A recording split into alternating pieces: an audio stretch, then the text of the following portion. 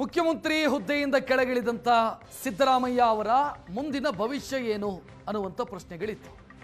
ಅದಕ್ಕೆ ನಿನ್ನೆ ಎಐಸಿಸಿ ಉತ್ತರವನ್ನು ಕೊಟ್ಟಿದೆ. ಅವರನ್ನ ಸಿಡಬ್ಲ್ಯೂಸಿ ಮೆಂಬರ್ ಅನ್ನಾಗಿ ಮಾಡಿದೆ. ಕಾಂಗ್ರೆಸ್ ವರ್ಕಿಂಗ್ ಕಮಿಟಿಯ ಸದಸ್ಯರನ್ನಾಗಿ ನೇಮಕ ಮಾಡಿದೆ ಎಐಸಿಸಿ. ಇಷ್ಟು ದಿನ ಮುಖ್ಯಮಂತ್ರಿಯಾಗಿದ್ರು, ವಿಶೇಷ ಆಹ್ವಾನಿತರಾಗಿದ್ರು ಸಿಡಬ್ಲ್ಯೂಸಿಗೆ. ಈಗ ಅದರ ಮೆಂಬರ್ ಆಗಿದ್ದಾರೆ.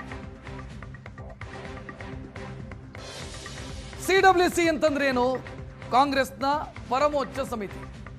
ಯಾವುದೇ ಪ್ರಮುಖ ನಿರ್ಧಾರಗಳನ್ನು ತೆಗೆದುಕೊಳ್ಳುವ ಸಂದರ್ಭದಲ್ಲಿ ಸಿಡಬ್ಲ್ಯೂಸಿ ಮೀಟಿಂಗ್ ಮಾಡಲಾಗುತ್ತೆ. ಅಲ್ಲಿ ಚರ್ಚೆಯಾದ ನಂತರ ನಿರ್ಧಾರವನ್ನು ತೆಗೆದುಕೊಳ್ಳಲಾಗುತ್ತೆ. ಸೊ ಸಿಡಬ್ಲ್ಯೂಸಿ ಮೆಂಬರ್ ಅನ್ನಾಗಿ ಸಿದ್ದರಾಮಯ್ಯ ಅವರನ್ನ ನೇಮಕ ಮಾಡಿರುವಂಥ ಆದೇಶದ ಪ್ರತಿ ಇದು. ಎಐಸಿಸಿಯಿಂದ ಬಂದಿರುವಂಥ ಆದೇಶದ ಪ್ರತಿ.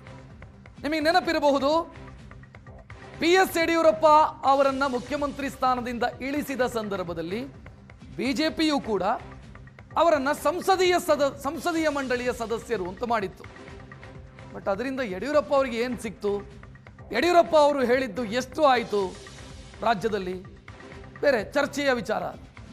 ಅದೇ ರೀತಿ ಸಿದ್ದರಾಮಯ್ಯ ಅವರು ಮುಖ್ಯಮಂತ್ರಿ ಸ್ಥಾನವನ್ನು ಬಿಟ್ಟುಕೊಟ್ಟಿದ್ದಾರೆ.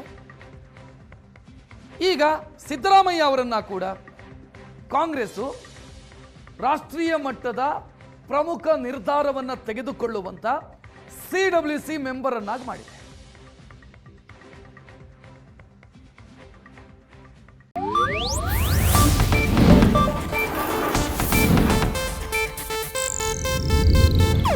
ಇದು ಏಷ್ಯಾನೆಟ್ ನ್ಯೂಸ್ ನೆಟ್ವರ್ಕ್ ಪ್ರಸ್ತುತಿ.